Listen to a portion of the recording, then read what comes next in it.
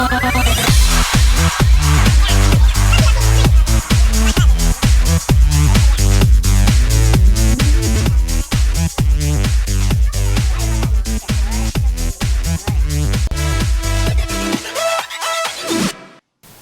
and welcome to another exciting appointment, your doctor's appointment on television. It's time for We the Doctors. My name is Dr. Jules. I'm sure you're wondering where we are. We are at a furniture store called Sam Vic's Exquisite Furniture Limited here on Sanusi, Victoria Island, Lagos. And I must tell you, these seats are quite comfortable.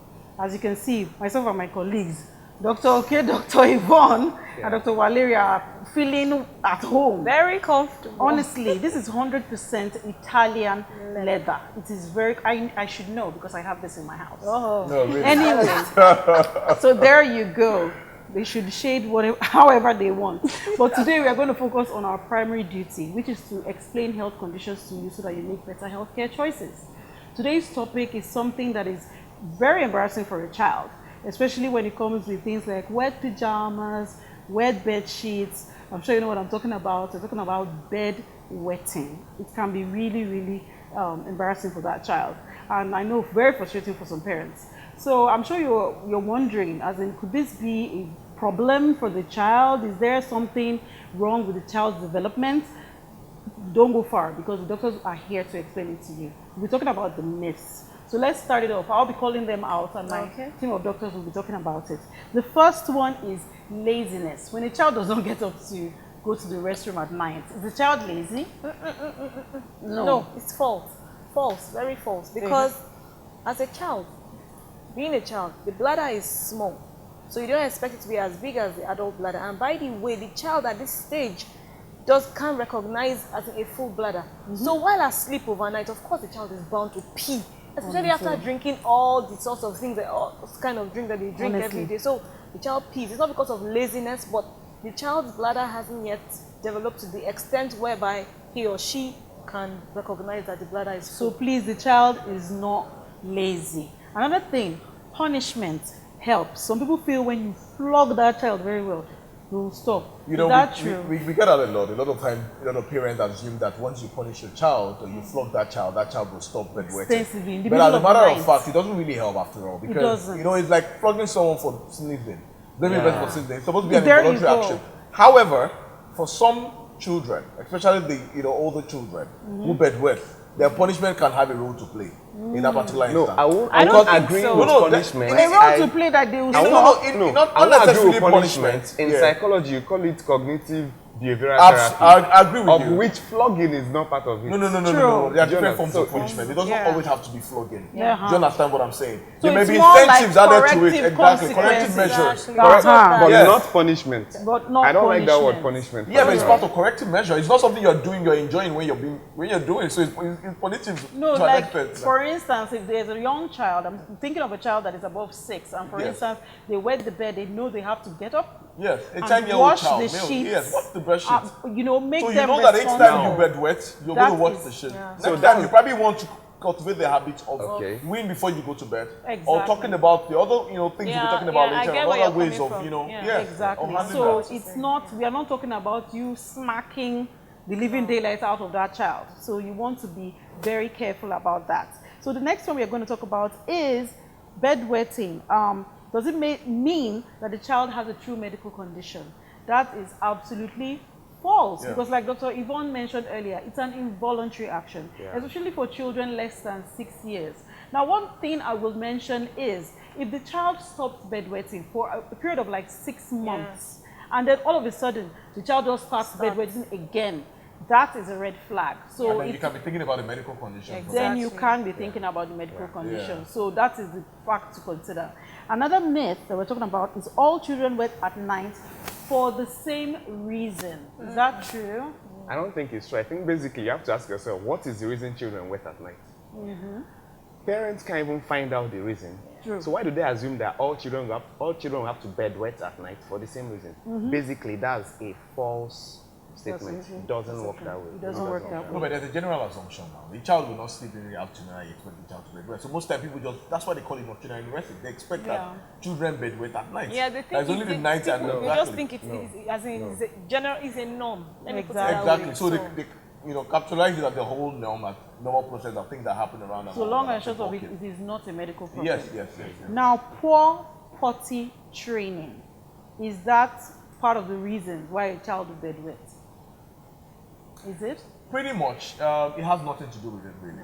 Like basically, yes. Like so the fact that the child you didn't train the child properly on how to use a potty, and then that's why the child is bedwetting, it's not even bother. If the child is within that age, less than 6, where they still don't have control over right now we are beginning to sound like we're defending these children. Some children on TV right now will be dancing and we have No, but parents have to get it. Because I've seen mothers beat 3-year-olds because they were bedwetting. I've seen mothers go as far as going to school to tell schoolmates that a 5-year-old But the funny thing about all these things is that go and check these parents. I'm sure when they were at that age, they were bedwetting. Yes, because the gene is a part of the problem. True, in this thing. exactly. So. Another thing that people talked about also is boys wetting the bed more than girls. Yes, is from that statistics. Statistics, no, anyway. No, statistics. Let's agree. Statistics says boys. But let's think about it. There are more boys children than girl children. Really? No, not necessarily. No. Sometimes they relate it with stress.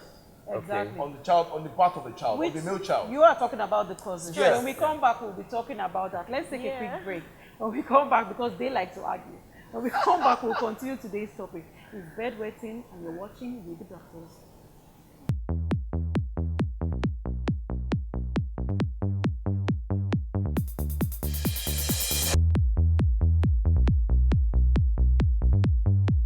Coming up next. Years of age, however. But the thing here is that there's something I want to say. At birth, there's a hormone called antidiuretic hormone, ADH, which is not produced in a child till the child is about 3 to 6 years of age. What this hormone does is that it actually helps hold urine. It prevents, as in production of.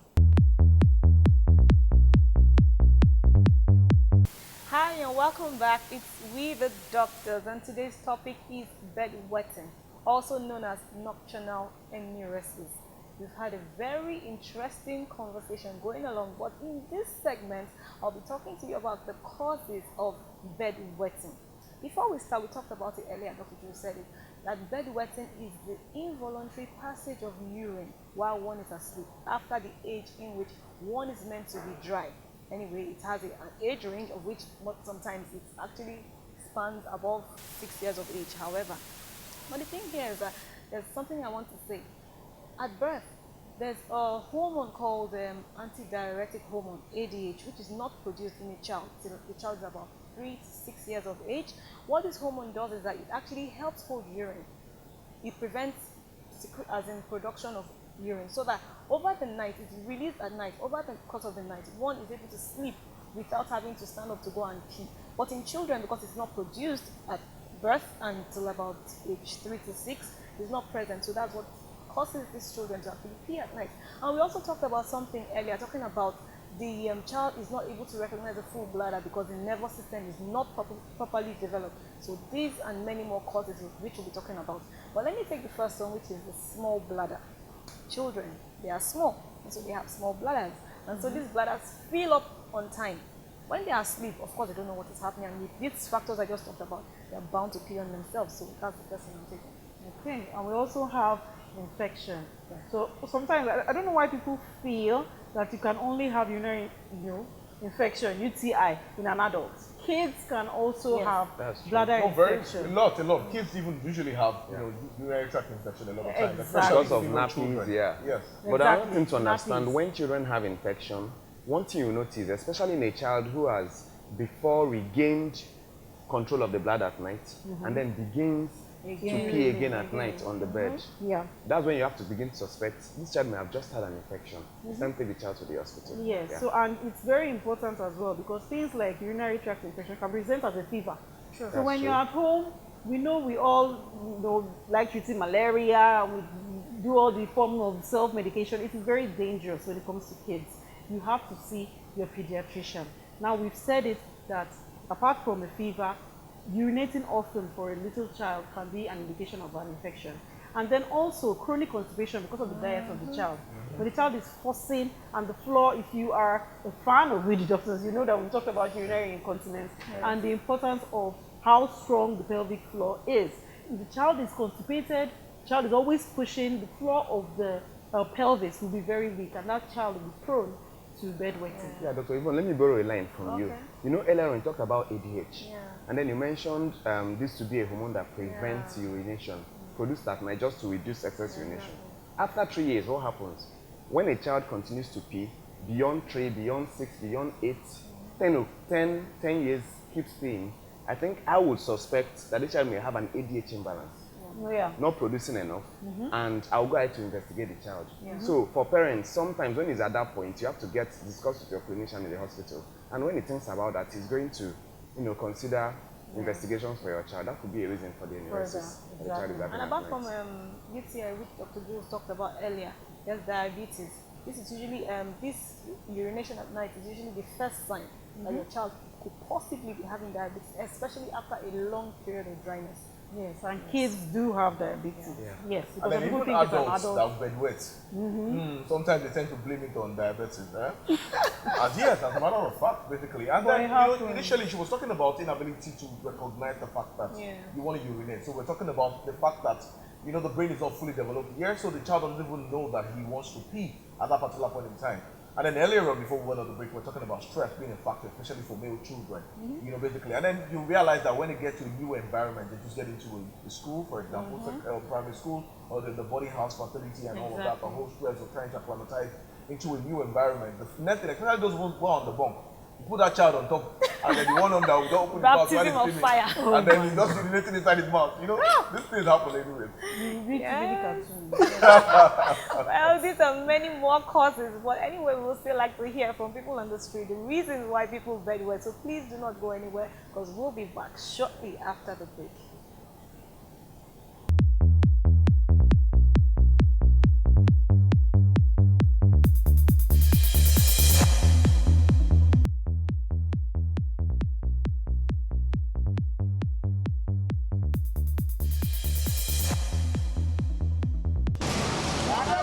I believe children, or depending the age, maybe enough water and adults and all that.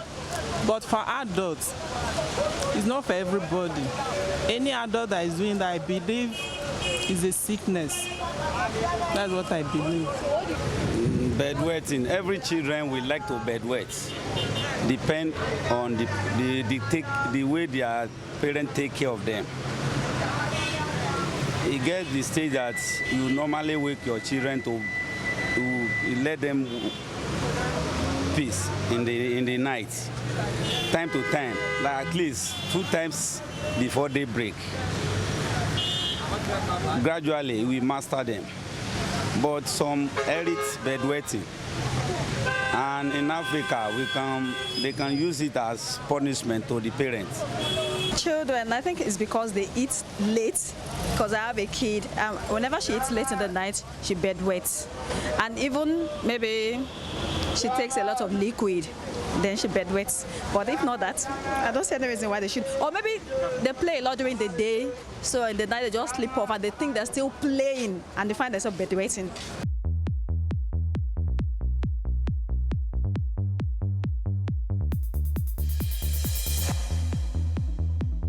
Okay.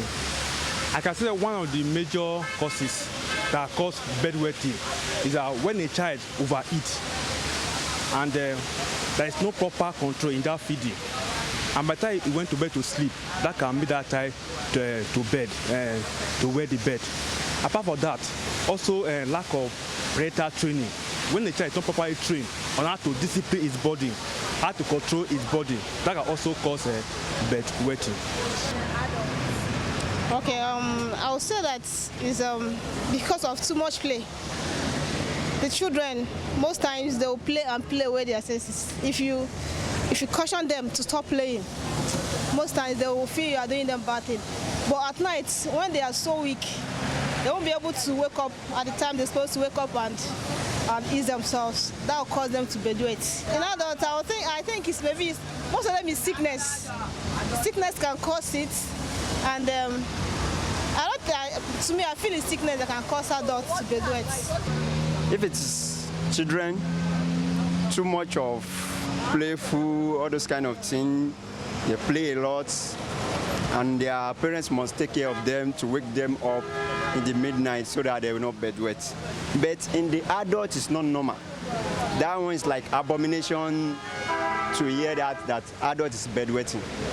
Maybe a sickness or something else spiritually. That's all I can say.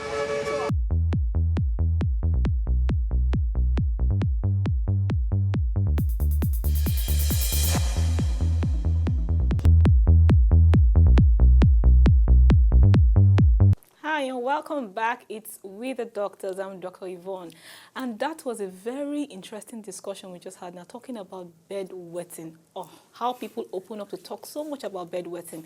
Anyway, we're going on this topic, and we have a very lovely guest with us here today by the name of Dr. Efosa Elliott Aigbedo. You're welcome. Thank you very much, Dr. Yvonne, for having me on the show. Yeah, that's nice. Anyway, we've been talking about bedwetting, which is our topic for today. Yeah. And before we even start, we have so many questions. We discussed a lot about it earlier, but we still have some questions we'd like to ask. But before I even start, I want to ask you a very personal question, and I hope you don't mind. At what age did you stop bedwetting? Well, to be very frank with you, right? I think I bedwetted up to the age of 9, 10.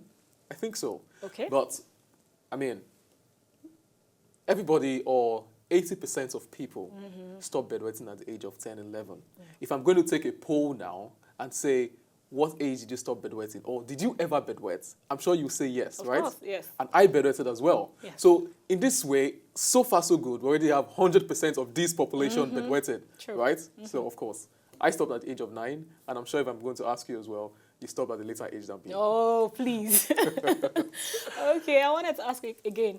How often do parents come to you complaining about this issue of bedwetting when it comes to their kids? Well, the issue of bedwetting is sometimes people, well, if I'm going to rephrase, people take it as a very coded issue in the sense that when people bedwet at home, right, the parents most of the time don't come to the hospitals to complain, right? They want to take the disciplining and the training into their own hands, right?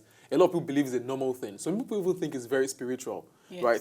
But coming to the clinical setting, we have, say, give or take, 8 out of every 10 patients that come with complaining with their kids. When we ask them, they say the kids still bedwet. Now I'm talking about kids outside the normal age of bedwetting, right? Yes. Which, I mean, it's a very high population. They don't come to you directly complaining, saying, okay, my child still, okay, it is along the line. It's along the line when you're asking questions, you know, you want to know the history. Do they sleep well? Do they eat well? Do they bedwet? And they say, oh, yes, they do bedwet. Yeah, so that's when it comes up. All right, good. So at what age range is this usually common? Like you said, most people stop at 9, 10. Yeah. But at what age range do you see a lot of people, like children, bedwet? First of all, the normal age for bedwetting, right, is, of course, from birth to the age of 5 years old. Anything below that age is normal for them to bedwet. Yes. Why? Because they haven't fully mastered the act of bladder control. They haven't fully mastered, okay, when I need to go to the restroom, I need to wake up to go do that, right? But what we see is, in the clinical setup, right, a lot of people above the age of 5 still come to the hospital, right? And then that's when we now call it an abnormal condition. Okay. And at that stage, we now have to give different, you know, recommended treatments or lifestyle modifications to actually help with that. Coming to my next question, I want to ask, what lifestyle change have you, as an advised parents, to like start for their kids that they come complaining about this issue? As in, what lifestyle change have you been able to advise them to adapt? When it comes to managing or controlling bedwetting in children, right, you have to tailor it to the particular child in question. Right. For example, child A and child B may be bedwetting, but their cases might be totally unique. Yeah. Right. So different things, if we're just going to go across the board, there are general managements we use. Okay. First of all, we have to tell the parents that once is 6 o'clock, 7 o'clock, we have to reduce the fluid intake of the child. Okay. Right. in the morning, in the afternoon, they could take as much fluids as they like. But because once it's 6, 7 p.m., you have to reduce the fluid intake. Why is this? The less fluid in the bladder, the lower the chance of them bedwetting, right? Another thing that happens is a lot of people take sodas, right?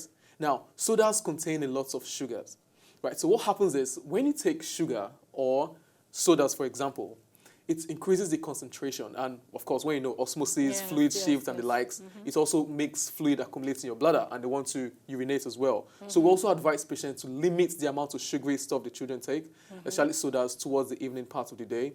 Another thing we do is there's something they call a bedwetting alarm, right? What happens is it comes in a very funny form. You put it on the bed. Once liquid touches or comes in contact with it, it sends an alarm, right? So that could also help to build the cognitive development of the child, reducing the chances at leading to bedwetting. Those are like the major things we use apart from medications and the other likes. Very interesting. And I'm sure so many people are wondering that you're talking about children. How about the adults? So you want to tell us a bit about bedwetting? that's the funny part. You know, sometimes in the clinic we have some husbands come in. They come very ashamed, right? They don't even know where to start from because they have problems with either them bedwetting or their spouses bedwetting, right? So adults also bedwet.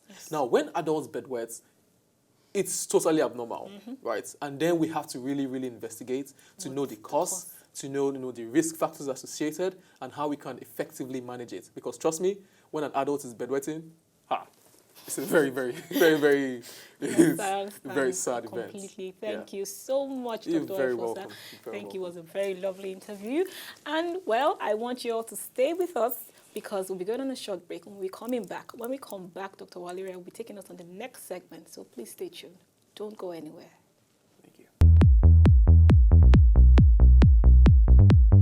Hello and you're welcome back to We the Doctors. If you're just joining us, we have been talking about bedwetting. My name is Dr. Waleria. And there's been an interesting, episode. And it was quite interesting listening to the guest earlier on telling us about, how he was used to bedwet as a child. The only difference is that he didn't tell us the age at which he stopped. Yeah, well, I guess maybe he stopped in teenage years or something. He did. Oh, I didn't pay attention to that. I wasn't even listening to that. Anyway, people can say whatever it is, but only God knows the truth. Exactly. We hope one day people will be bold enough to tell us the truth about this, issues and all of that. And this segment will be telling you about how to help that child stop bedwetting. And I think one of the most important easy ways of doing it is, having the bedwetting alarms, putting alarm clocks right beside them and all of that. And if you have to put it at every hour and then it goes on, ticking up and all of that, I hope that will be able to wake that child up and then he will realize that, look, what is this thing at this point in time that I need to go and use the bathroom. Exactly. Yeah. Then another important one is counseling. Like we talked about before, most people think punishment, and when I talk about punishment, like Dr. Warrior said, the different kinds of punishment, I'm talking about flogging and the rest that the certain measures people use, those ones are not appropriate. You should be able to talk to your child, at least tell them that, okay, for dry nights, you give them certain kinds of awards and rewards, you understand what I'm talking about? And also, the parents as well need counseling from the doctors. No parent will come to the hospital telling you that the primary complaint they have is their child bedwetting. These things come along as discussion go on, but the thing is, they should be counseled and they should also be able to pass this across to tell them what to expect. Exactly, from these children. Some parents will just be looking and saying, you don't know my own child. All these people are saying counseling and cognitive and cognitive method. It's okay. When you flog the child, it will stop relating. No, but if you have that kind of child that you've done everything for and you're not getting the results you want to get, I think maybe it's time to go to the hospital. Your doctor may want to prescribe some medications that will help the child. That is not to say that you should bombard the hospital asking for drugs when it's not time for the child to use drugs. But the idea is your doctor assesses the situation with you and then decides maybe this child can benefit from so and so kind of medications. And if it helps, that's good for you. Exactly. Really. Another measure of coping, like using waterproof mattress. I would suggest that as opposed to using diapers, because sometimes these kids these diapers are very good nowadays. They keep them very dry. They even say so in their ads and stuff, and they feel comfortable. But if you use the waterproof mattress, the sheets still get wet. Especially and for they have older children. You won't put diapers for a 7-year-old. No, for kids, at least to train them, to train the bladder. So the sheets are wet, they get up. You don't need to scold, but they have to understand that, oh, this has happened. They have to, at least, if they cannot wash it, let them assist you, take it to the bathroom, you soak it, see the effort. It is training them to stop the person, because there's no child that would like to do that, okay? So you want to use the waterproof mattress. That should help. All right. So, these are many more tips on how you can help a child, stop bedwetting. Dr. K, do we have questions from us? Yeah, we have a very long email from Jennifer. I'm not going to read her long email. I'm just going to give a brief summary of what Jennifer is trying to say. Yeah. Jennifer says that, one, she's a meticulous mother, and she has a child who bedwets more than 2 times, sometimes 3 times at night. She explains that how she knows that is when the child bedwets, she gets to change the waterproof cover on the bed, put a new bed sheet for the child, and 2-3 hours later she's back, the bed is wet again. She's worried, is that just normal bedwetting, and what could she do about that? How old is the child? Yes, Jennifer didn't tell us the age of the child, so we're going to ask her to tell us the age of the child. But most important, Jennifer, I think I want to encourage you first of all for being a great mom, changing it over and over at night, and I hope you do get enough sleep at night. I know. But that aside, you may want to sit down with your clinician and discuss this condition. Bedwetting is bedwetting. The child shouldn't be ashamed of whether he did it once, twice, or 3 times. Bedwetting at night is bedwetting, but your clinician may want to guide you better on what to do concerning your child. And thanks, really. You can always go to @WeTheDoctors and send us more and more questions, and we'll discuss them here on our show. Okay, so that has been our episode for today. We'll be talking about bedwetting. And remember, it's all about patience and understanding. Please don't punish that child. If you want to take the child to see the doctor for counseling, we are always willing to help. And of course, remember to reward that child when they eventually wake up in the morning dry. So when they remember that, oh, when I did not wet the bed the other day, mommy got me something. You don't have to go and buy a gift. Something as simple as having more time watching television or taking them to visit a friend that they like spending time with. Dr. Jules, let me come in a bit. There's a question I expect parents to ask before they punish the child. What? Did I bedwet as a child? Boom. Because it's probably your gene that is being replicated in your child. So if you ask that question, I think it helps. But it's just normal the way every parent came first in school. So everybody always has nobody came last. Anyway, if you want your questions answered, cooltv.cool, that's where to get the information about the show. And you want to follow us on Twitter, it's @WeTheDoctors, and we're always happy to answer your questions. For myself, Dr. Jules, Dr. Okay, Dr. Yvonne, and Dr. Valeria, we are saying bye-bye and stay healthy.